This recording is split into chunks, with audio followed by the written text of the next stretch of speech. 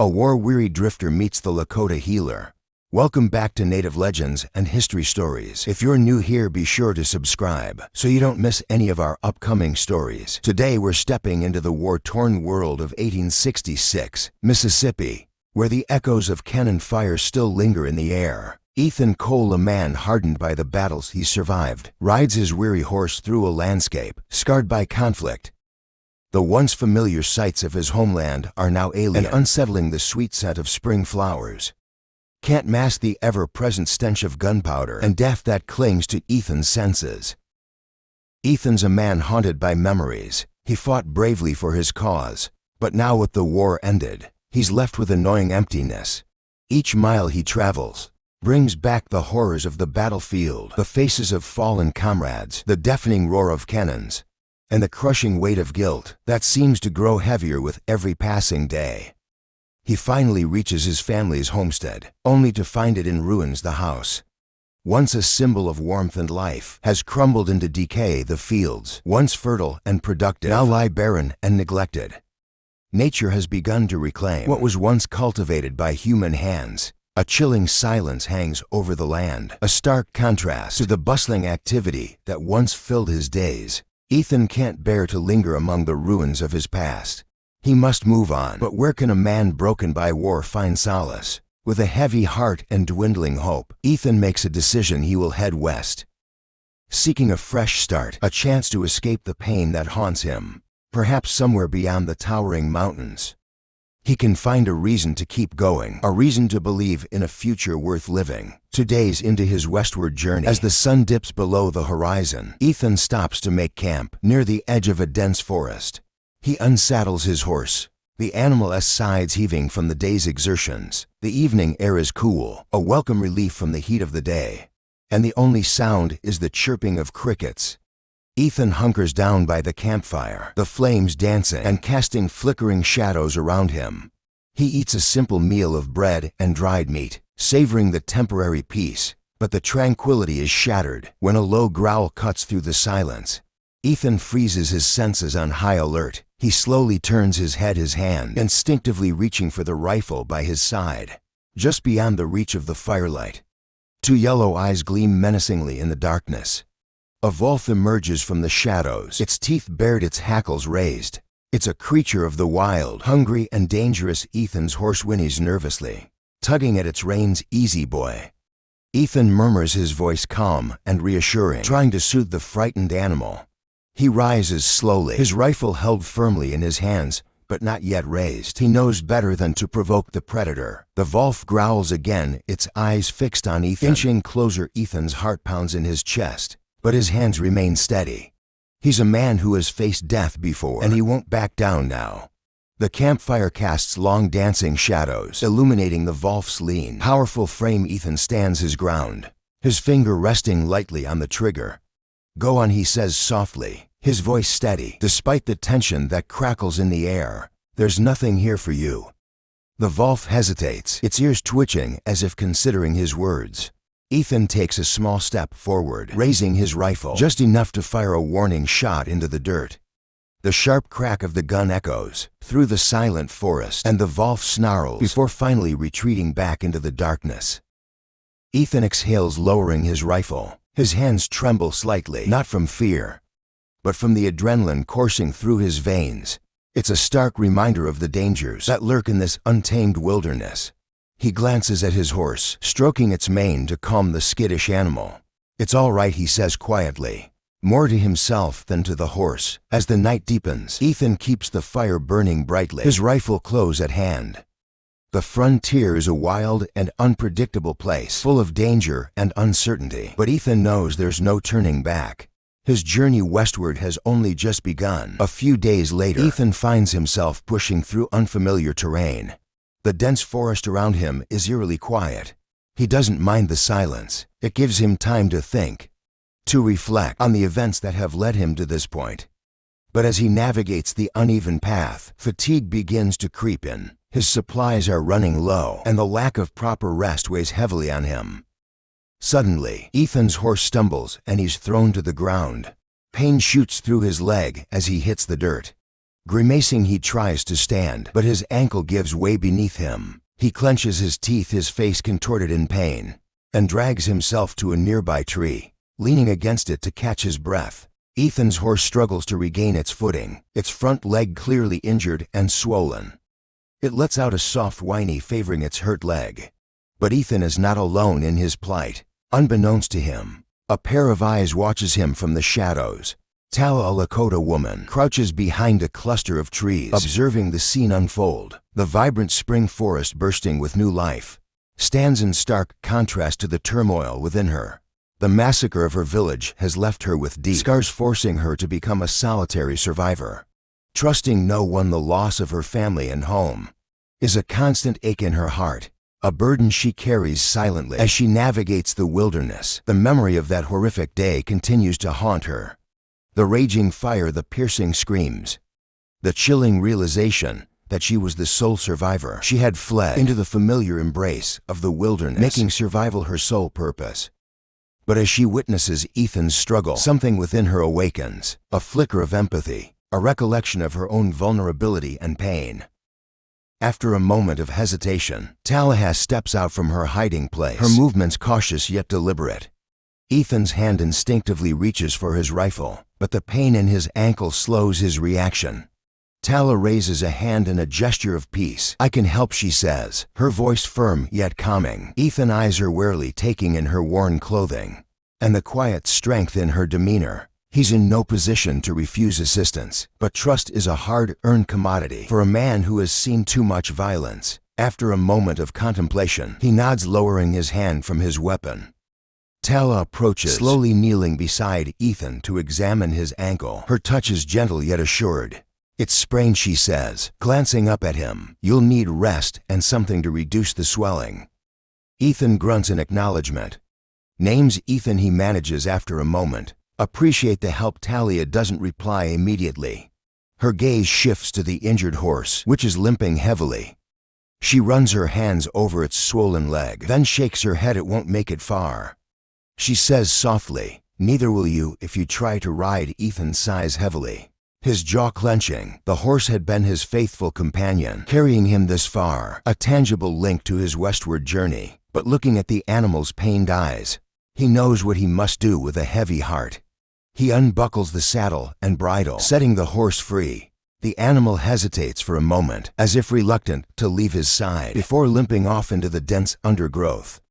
Ethan watches until it disappears from sight, a strange emptiness settling in his chest. "You did the right thing," Tala says. Rising to her feet, Ethan remains silent, his thoughts swirling. Finally, he adjusts the makeshift crutch he's fashioned and nods towards Talia. "Guess it's just us now." Talia hesitates before responding. "Let's move, this place isn't safe." Ethan and Talia set off on foot, their footsteps the only sound in the quiet forest. The silence between them is heavy at first, the silence of two strangers brought together by circumstance, their bond forged in necessity rather than trust. Tala leads the way, her steps light and sure, a testament to her familiarity with the terrain. Ethan follows, leaning on his makeshift crutch to ease the burden on his injured ankle. "You seem to know your way around here," Ethan observes, breaking the silence. Talia glances back at him briefly. "It's where I grew up." Ethan catches the hint of sadness in her voice. He senses a story there, a painful past she's not ready to share. He doesn't press her, respecting her silence. Instead, he focuses on the path ahead, appreciating the beauty of the ancient forest, the towering pines, the vibrant wildflowers, and the occasional rustle of small creatures hidden in the underbrush. The path narrows, hemmed in by tall trees on either side. The air is still, with only the occasional whisper of leaves in the breeze. Tala slows her pace. Looking back at Ethan, "We're getting close to a stream," she says. "Should be good for refilling our canteens." Ethan nods, grateful for the chance to rest. His ankle is slowly healing, but the journey is taking its toll. They move cautiously, their footsteps amplified in the quiet forest. As they approach the stream, a sudden low growl shatters the silence. Ethan freezes, his hand instinctively going to his rifle. Talia raises a hand, signaling him to stop. From behind a thicket of bushes, a massive black bear emerges, its eyes fixed on them with predatory intensity. It rises onto its hind legs, towering over them, and lets out a deafening roar. "Don't run," Talia says quickly, her voice low and urgent. "It'll chase us." Ethan's grip tightens on his rifle. "What do we do?" Talia steps forward, her hunting knife drawn. "We make it think we're not worth the trouble." The bear drops to all fours, its growls deep and menacing. It inches closer, its massive paws crunching on the dry leaves. Ethan raises his rifle but hesitates. He knows a single shot might not be enough to bring down such a formidable beast. "Tala," he shouts, but before he can finish his warning, the bear charges. Ethan fires a shot into the air, the sound echoing through the trees. The bear hesitates momentarily, giving Tala just enough time to react. With a surge of adrenaline, Tala seizes a sturdy branch from the ground, yelling to divert the bear's attention. "Over here," she shouts, waving the branch provocatively. The bear, its massive form lumbering, turns towards her, its eyes fixed on the moving target. Ethan steadies his rifle carefully, taking aim. His ankle throbs in protest as he shifts his weight, but he pushes through the pain, his focus unwavering just as the bear lunges at Tala. Ethan fires. The shot grazes the bear's shoulder, causing it to bellow in pain. The bear recoils slightly, but its aggression remains undiminished. Tala, nimble and quick, darts around the bear, using her agility to keep its attention divided. "Ethan, now," she shouts, her voice a sharp command in the tense atmosphere. Ethan fires again, this time aiming for the ground near the bear's paws. The sound of the gunshot and the impact of the bullet hitting the earth so close to it seemed to finally deter the creature. It growls, its ears flattening against its head, and finally turns, retreating into the woods. With heavy, reluctant steps, Ethan lowers his rifle, breathing heavily, his body trembling from the exertion and the adrenaline coursing through him. Talia drops the branch, her hands shaking slightly as the tension of the encounter begins to subside. "Are you all right?" Ethan asks, his voice strained with concern. Talia nods, her expression serious. "And you?" Ethan manages a weak smile. "Better now," he replies, his eyes filled with admiration as he looks at Talia. "You were incredible back there." Talia shakes her head, dismissing his praise. "We were both lucky," she says. "Out here every mistake can be your last." Ethan's smile fades as he nods in agreement. He knows she's right, but despite the ever-present danger, he feels a sense of reassurance, a comforting feeling that they are not facing this unforgiving wilderness alone. Later that day, as they journey deeper into the wilderness, they reach a narrow pass flanked by steep rock walls. Tallahassee slows her pace, her eyes scanning their surroundings with practiced caution. Ethan notices her shift in demeanor and instinctively tightens his grip on his rifle. "What is it?" he asks, his voice low. "Could be bandits." Tallahassee replies quietly, her eyes darting towards the ridges above.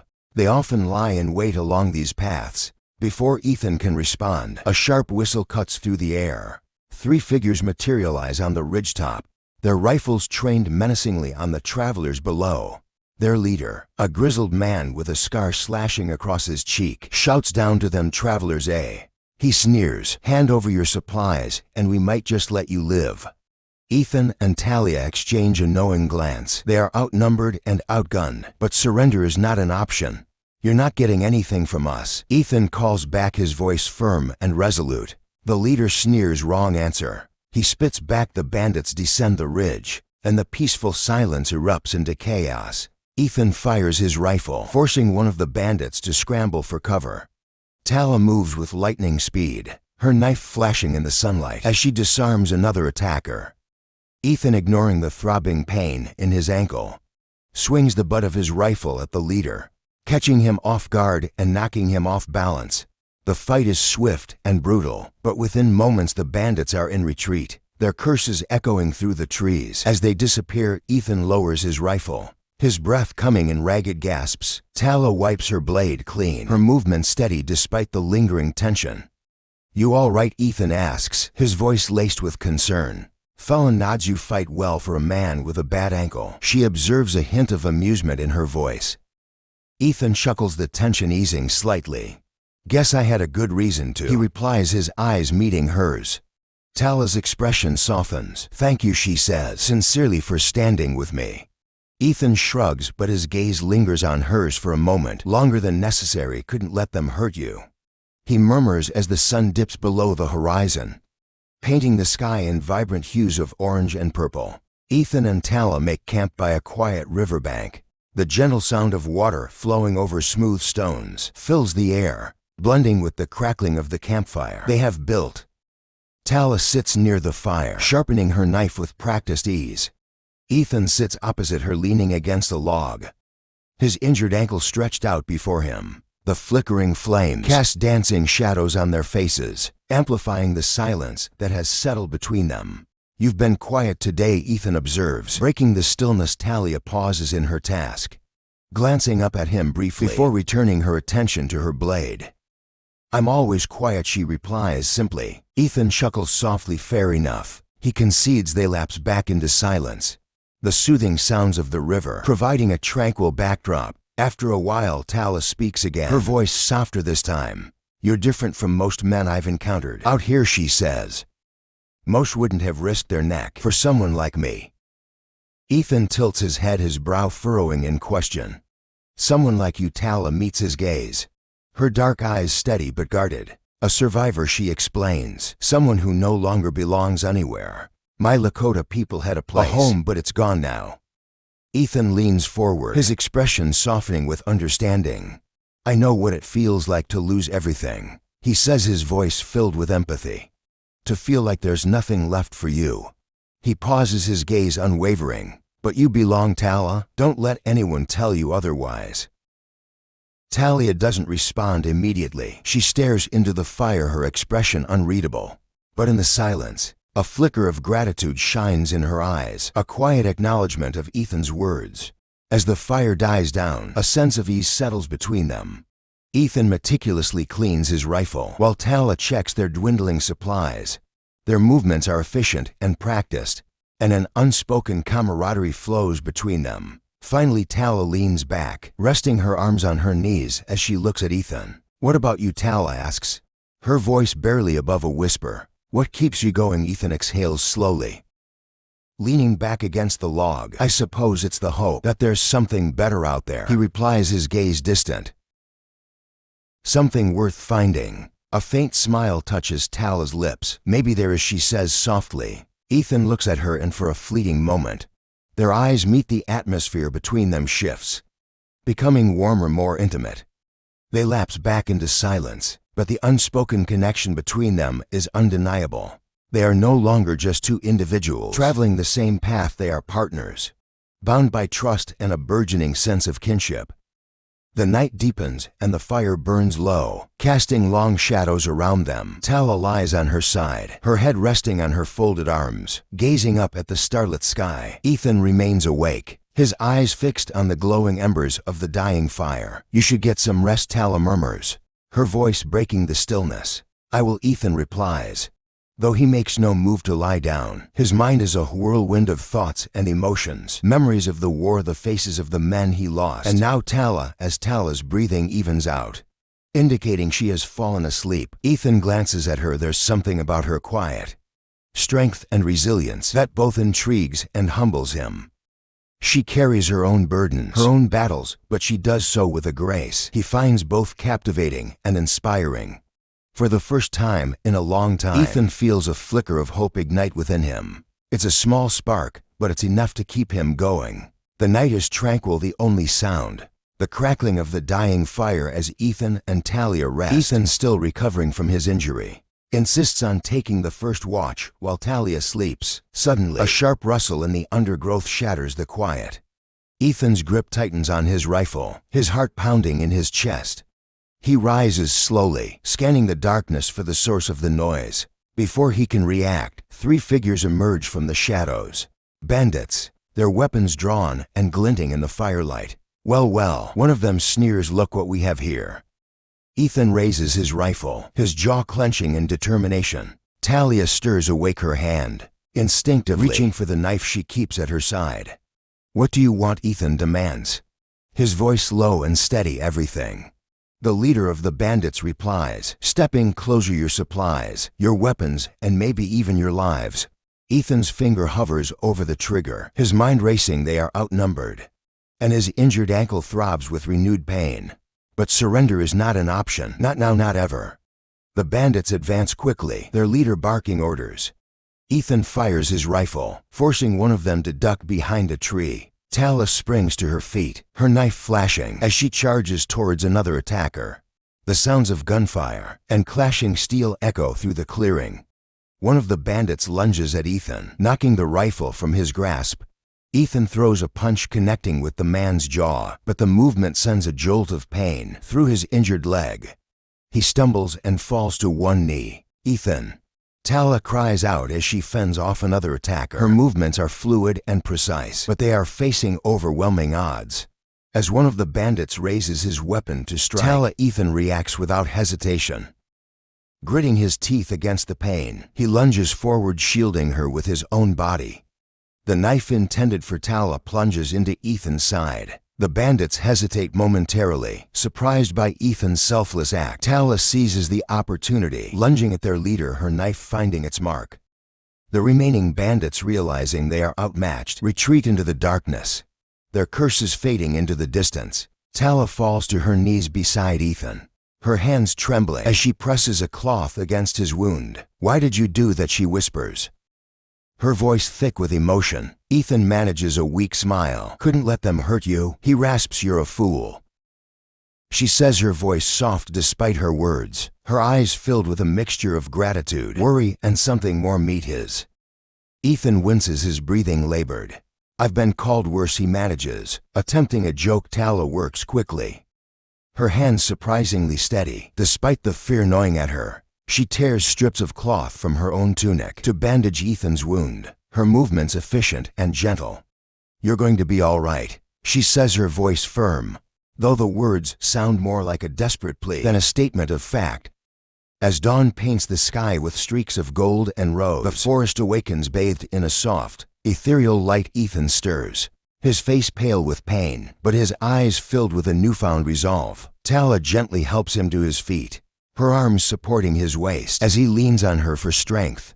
"We'll make it," Tala says, her voice unwavering, her gaze locked with his. "We have to." Ethan manages a weak smile. "With you by my side," he says, his voice raspy. "I think I just might." Together they set off once more, their footsteps slow and measured, a testament to their shared determination. They speak little as they traverse the rugged terrain, but the silence between them has transformed. It is no longer the strained silence of strangers, but the comfortable quietude of two souls who have found solace in each other's company. They are no longer merely two lost individuals struggling to survive. They are companions, their bond forged in the crucible of shared hardship, their fates intertwined. They walk on, their steps carrying them deeper into the wilderness, towards an uncertain future, but in their shared gaze there is a glimmer of hope.